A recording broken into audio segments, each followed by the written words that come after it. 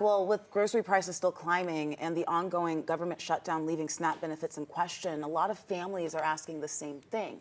How can we eat healthy without breaking the bank right now? Yeah, there's so much pressure around it. And honestly, it's something so many of us can relate to right now, whether you are living on SNAP or you're just tightening your budget because every trip to the store costs you more and it's stretching your food dollars like never before. A CDC study says that roughly 35% of U.S. adults cannot afford nutritious food on a regular basis, especially fresh produce and lean protein. Add to that a Harvard study that found, on average, healthier diets cost about $1.50 more per person per day than less nutritious options. That adds up really fast. In fact, it adds up to $550 a year. And the U.S. Bureau of Labor Statistics shows prices for fresh fruits and vegetables have gone up nearly 30% since the pandemic. Experts say one of the biggest mistakes people make when they are tightening up their budget is cutting meals instead.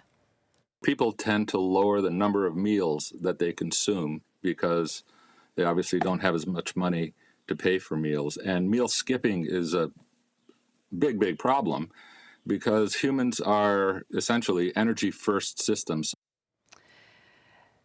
Dan Bernardat is a professor of practice at Emory Center for Study of Human Health. He joined Chesley McNeil this morning on The Take and says that skipping meals doesn't just leave you tired, it actually works against you, and that smaller, more frequent meals, even if they're simple, even if they're easy, can keep your energy steady.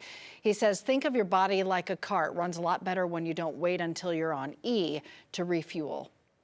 So imagine you've got a car in Atlanta and you want to drive to Los Angeles, and you tell the car, look, the tank is full, take me all the way to Los Angeles. Can't do that.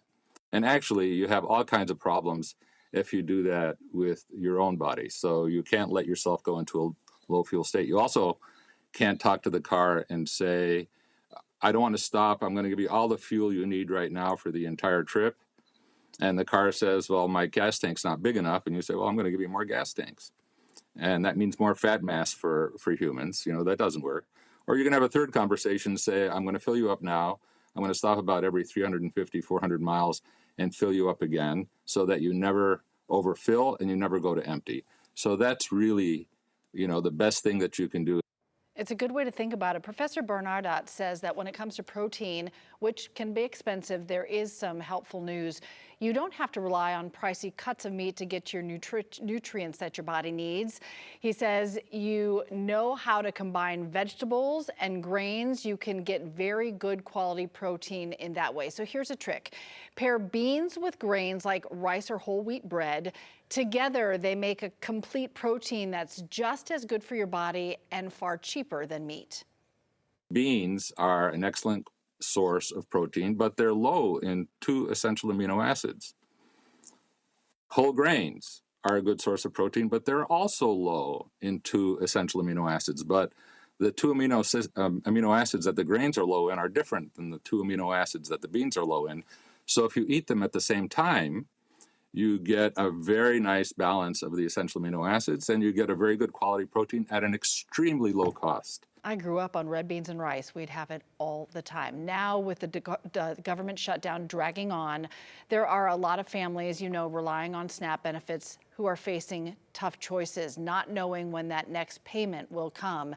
Experts recommend planning ahead, buying shelf-stable proteins like beans, lentils, and peanut butter, and spreading meals throughout the day to keep your energy up without overspending.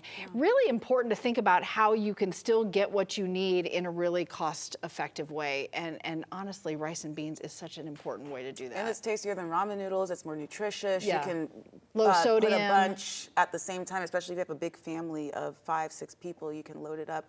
And I mean, right now, you can go online, you can just talk to anybody in your neighborhood. If you're not feeling it, talk to somebody outside, because a lot of people are feeling it right now, and it's important to understand what is happening through the eyes of everyone. No doubt.